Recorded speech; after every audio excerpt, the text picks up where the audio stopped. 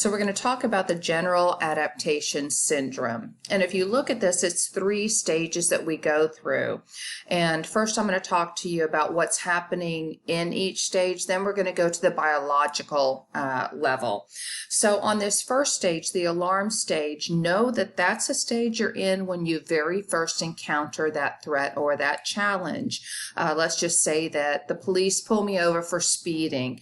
You know, your heart begins to pound, you're a little bit nervous, et cetera, et cetera. And so when I first see those lights flick on or that siren, I am in alarm.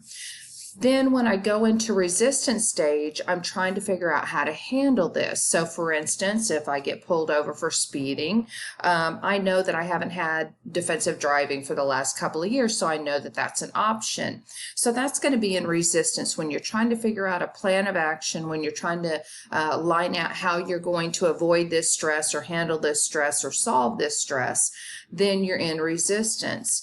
Now, make note that you don't have to go to exhaustion. If you find a way to handle it and it works for you, your brain agrees that this is the way to handle it, then you don't have to go into exhaustion. You stop at resistance and everything begins to slow down.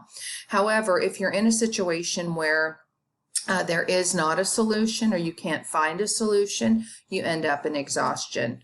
Okay, so let's go ahead and look and see the biological the biological component. All right, so let's just say that you've been pulled over, you first see the lights, etc. If you remember back in chapter 2, we were talking about the biological systems of the parasympathetic and the sympathetic nervous system. Remember, parasympathetic calmed us down, where the sympathetic sped us up, ready for action. So that's what's going to be engaged, is that sympathetic nervous system that will automatically trigger hormones such as cortisol or adrenaline. It's also going to signal neurotransmitters, norepinephrine. So when we're looking at this, it's getting us charged up to be able to either fight, stand and fight, or to run. Now, while we're working on things, trying to figure out how we're going to handle this, then yes, we're in resistance, but our hormones and neurotransmitters are still there until we begin to truly believe that what we've decided to do really does solve the problem. Now, going to a much more critical place, besides the cop pulling us over, if you're handed a terminal illness diagnosis. Okay, the first diagnosis, you're in alarm. When you're trying to figure out what to do, who to talk to, you're doing research, etc., you're in resistance. If you can't find an answer that can calm you down, that can relieve your anxiety, and it goes on for a number of months, you're going to end up in exhaustion. All of this process takes a great deal of energy to get our neurotransmitters and hormones throughout our body.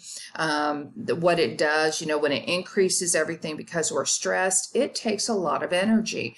And so if we enter into exhaustion, know that our energy reserves have been depleted. And because of that, we may become quite ill. We can't fight off infections like we could before. And some people have even died from this. So that's a glimpse at your general adaptation syndrome.